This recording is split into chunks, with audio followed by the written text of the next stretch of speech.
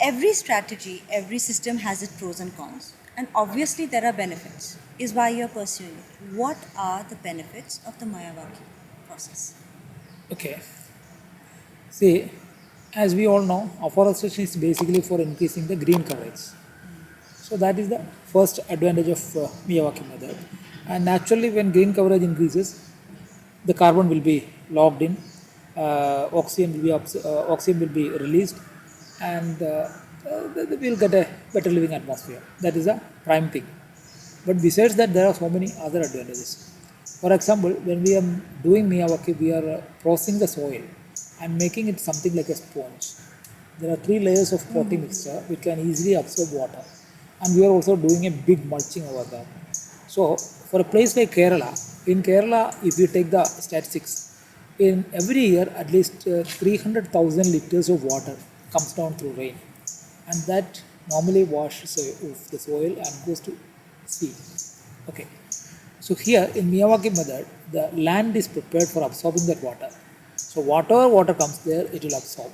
So that will definitely improve the groundwater situation, because groundwater going down is a major issue everywhere in agriculture farms and all. When people exploit water, the groundwater level will go down. In Kerala, even last time there was a big flood, as you know, and in that flood, this clay substance, that upper soil of the forest that came, and everywhere this clay A was lot of there. soil erosion Yeah. and all. Now, when there is a clay cover over the soil, this water will not be absorbed. If you go to paddy field, you can see that they hold water there.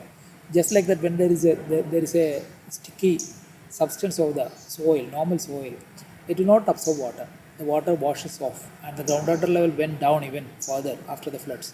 So much of rain, so much of water, but the water level went down just because of this. So that situation can be sorted out. Again, in urban area, what people are doing is they concrete their entire property, and through this water to the drainage, and from there it goes to sea. But instead, if they set apart at least 100 square feet for a Miyawaki forest, they can save a portion of the water from washing off to the sea. It can be absorbed by the soil. That is second thing. So, no paving basically. The limited Yeah, paving, resource. actually, the paving has another problem also, because if there is what is the normal atmospheric temperature in Kerala? It is around 32 to 35 degrees centigrade every year. But even when it is 32 to 35 centigrade, if there is a paving, the temperature will go up, because that substance will absorb heat and radiate. And radiate. Yeah. Okay, yes. So if it is black stone, it will be around 50 degree plus. I was not much aware of this. I have a friend, Ajit Kumar, who is working with the ISRO, Indian Space Research Organization. He's a technical person there, but he's very observing, and he learns about nature very enthusiastically. So one thing he has noticed is that he has told me also is that if you go and measure the road, tarred road, it will go up to 70 degree, because if there is no vehicle and if there is no foliage to put a shadow on that, the road will radiate a heat of around 65 to 70 degree. And same is the case with concrete. It can go up to 55 degree or 60 degree.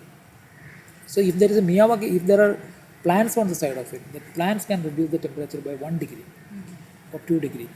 So if we have a plantation around our house, we don't have to go for air conditioner or things like that. But unfortunately, we fear that this will break the foundation, and we normally avoid it. Even if you avoid air conditioner, there are two advantages. One is that gas emission will be reduced, and secondly, the power usage will also come down. So this is a quite natural method of cooling down the atmosphere. So, two things. One is Groundwater rain, recharging, and second is the atmospheric temperature, keeping the temperature going atmospheric naturally temperature down. normal level. And another advantage is that, see, after the first experiment of Professor Miyawaki was around the Nippon Steel Corporation.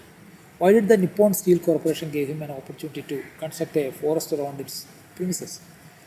This forest can reduce the noise pollution and the dust pollution. So Yes, in of every course. industrial area, it can be used, because for industrial events or even for houses, rather than complaining about the external noise when there's a roadside house or something, you can go for this thing. Both dust and noise can be stopped.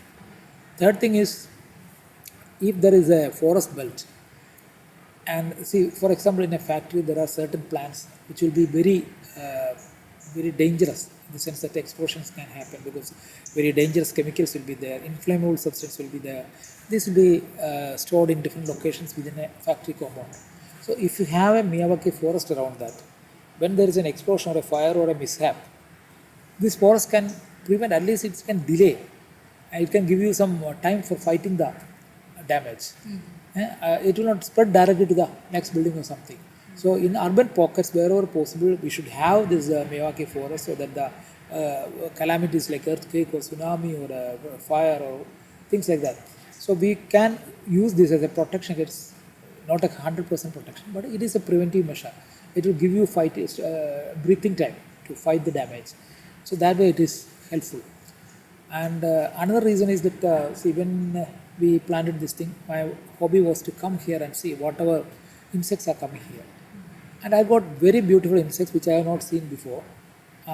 They were very much existent here, but we have not noticed them and we have not seen them anywhere. Around 48 or 58 things were photographed by me. Insects were photographed by me, and I have the photographs still with me. I can show you some of them.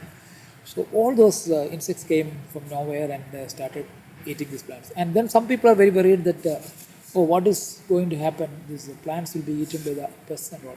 In Miyawaki forest, we don't we don't use any pesticide at all. It's a different model.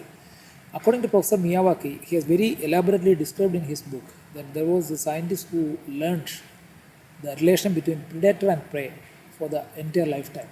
So I forgot his name. Sorry, it is there in Professor Miyawaki's book, the Healing Effects of Forest. That's the book, The Healing Power of Forest.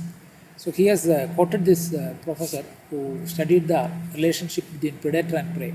So he says when there are snakes and frogs, it will always be the snakes that die first or vanish first, because after some time when the predator increases and starts attacking the prey unlimitedly, the prey will go for a coverage and that will escape from that place, or that will go somewhere. So the predator will come down because it has no food and it will come down. If you watch closely, you can see a lot of these eagles here, that small type of these things here these days. Because with tsunami, not tsunami, this thing, with the corona, most of the shops are closed and there are no meat shops or anything in the surroundings, hotels, no waste and all. So these kites, they have no food. So they come attacking the small birds here. But it cannot survive on small birds for too much of time, because birds and squirrels, and they also will find out some shelter. And these things will, either they will go to some other place or they will die of hunger. So something will happen, because nature has its own system of balance. So according to Professor Miyawaki, the same thing happens in among plants also. If you go to a forest, there may be so many insects, but have you ever seen a forest being eaten out by a pest? It never happens. There will be pest attack, but that will be limited. That is because, see, in the forest there are different types of trees. So all the pests will not attack all the trees.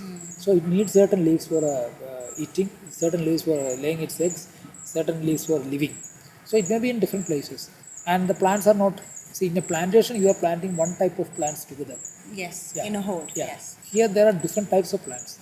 So that protects the forest itself. So that same methodology is being used here.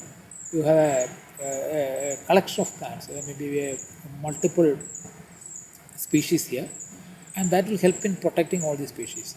Definitely And increasing the biodiversity that you were and talking about. he has quoted a very good example. There is a white fly that attacks the vegetables always.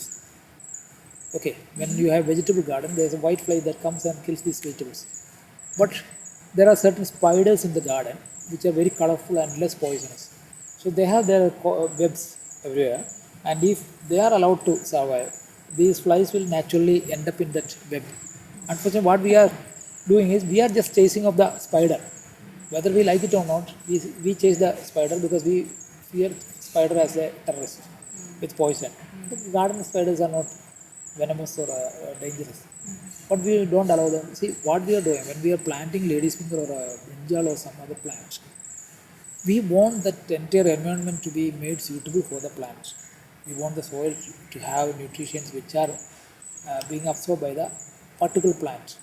We want the pesticide that will kill all the pests coming to that particular plant. So ultimately what happens, we are trying to create an environment for the plant. So that is very difficult because it's a sort of a controlled experiment. We are giving up everything and making it suitable for lady's finger or a banana or some other thing. But in a forest, everything is growing together. And in that collective nature, some parts of it will be eaten by the pest, and pest will also give us some benefits. For example, all these, most of these are caterpillars, which will become butterfly and which will help in pollination.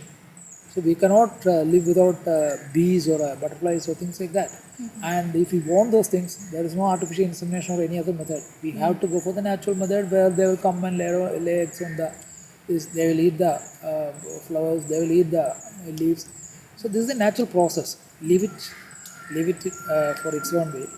Don't interfere. It will not destroy your forest. It will grow. So if you are able to reach that attitude, then things are very easy. You don't have to worry about unnecessary worries can be avoided. And see, look at all these forests. We are not put a single pesticide here. No artificial fertilizer here. I mean, pesticide or a fertilizer. We are not using any chemical things, but it is growing well. And there are pests. Some plants are totally eaten by the pests. I can show you examples. Then recently there was a particular plant in which there were 8 to 10 this worm caterpillar or something. I don't know what it is. I'm very bad in zoology. Anyway, it was there, and now it is not there. Probably either it might have become the pupa, or it might have been caught by some birds or something. It is not seen there now. So that is the way nature balances things. We don't have to interfere there. We think that we are managing everything, but that is not so. And there will not be much difference because we are always thinking about this high yield and all. High yield is a concept. Yeah, of course, for food and all, maybe it is required. But I think we can also grow things this way. If you are because we are not using these places for agricultural land. We are making it barren land and ignoring it. Use all this space. This is more than enough to create what we want in a natural way. That's my point. So these are the main advantages of Miyawaki model of forestation, and the biggest advantage is that you can get it done in a short time. You don't have to wait for 100 years to see a forest. It will come out in 10 or 15 years. That's also a good advantage.